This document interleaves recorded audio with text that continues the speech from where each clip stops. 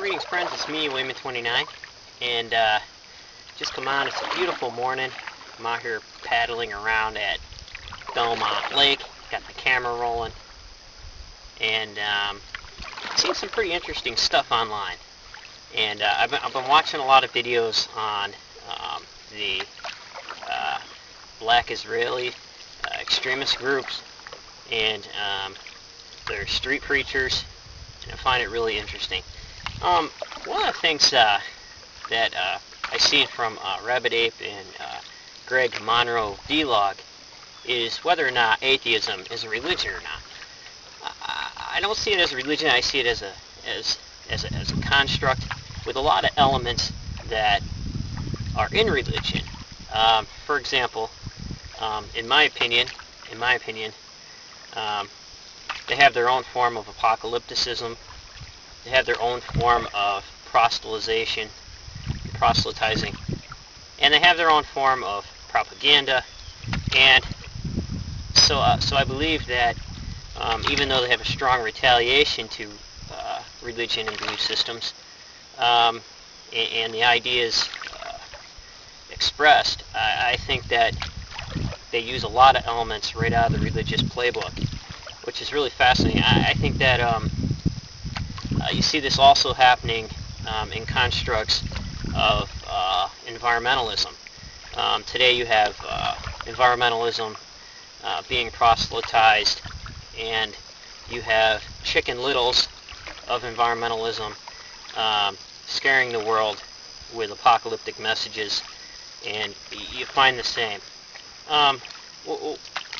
What I hope is that sometimes these comparisons can be realized, because a lot of times people have no idea that maybe they're doing the same thing. They're becoming what they hate, and it's pretty amazing. Like, to me, there's no difference between Hal Lindsey and Pat Condell. You know, both have apocalyptic ideas, whereas religion sees unbelief and sin as every single problem of the whole world. You know, atheism sees religion, well, mostly your extremist atheists see religion as the only problem in the whole world. And, you know, it's pretty fascinating. So, yeah, plenty of ideas being used, plenty of ideas being exchanged, plenty of techniques that religion you find in atheism. And yes, there's atheist sheep who bound around the pastures of the construct of atheism, and they think they're the only ones eating. And yes, there are atheists who are so militant that you would not see any difference between them and other proselytizers, such as the charismatic street preachers and the group that I mentioned before, the black Israelis on the streets of New York City. Not as pronounced yet, but it's getting there.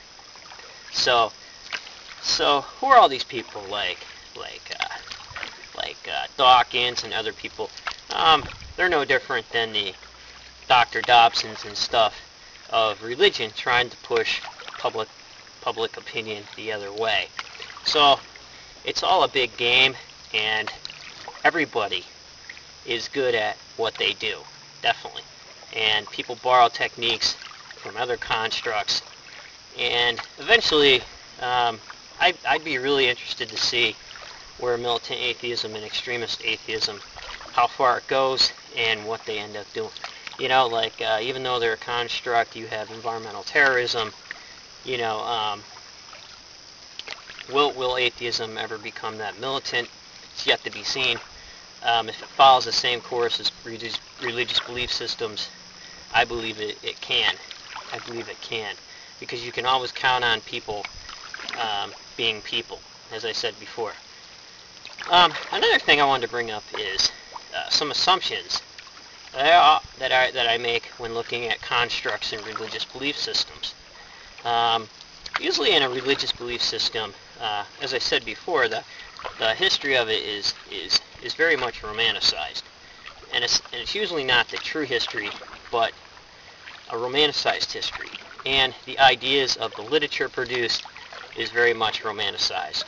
A lot of the violence in literature is justified in some way to make it acceptable to people who may be against that belief system or a little leery about joining it. So in order to proselytize, plenty of sugar is added. And also the propaganda is juiced up and the machine is running and everybody does it. So what's pretty amazing is also that usually in belief systems, especially ones from divine inspiration or belief systems where visions occurred, they believe that that vision is as pure as the driven snow, and that those texts were received from the divine and as pure as the driven snow. And anything outside of that is a corruption or is false.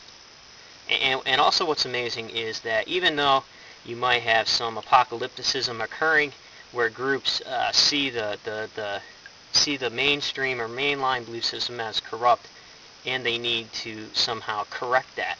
But usually in the correction there ends up being issues between justifying and reconciling the old ideas with the new, which is probably one reason why, even though everybody of belief systems seeing Judaism as corrupt, in your modern belief systems, in the mainstream, especially with Islam, Mormonism, and Christianity, still everybody likes to attach themselves as being part of some new covenant.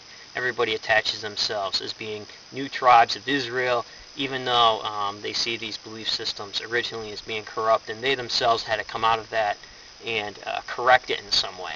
Whether it was a correction or not, we'll never know, because half the people who claim to be Israelis or new covenant don't even know Hebrew in order to read the text themselves, and never ask themselves, why is the text written down in Hebrew in the first place, and why are a lot of literary devices from Judaism showing up in their revised versions and in their text. So even though they like to disown themselves from the mother religion and marginalize it, they cannot totally disown the mother that bore them, which is something that I find really fascinating on how this process takes place. So can the same thing happen? Can groups break out of atheism? Yes. Yes, they can.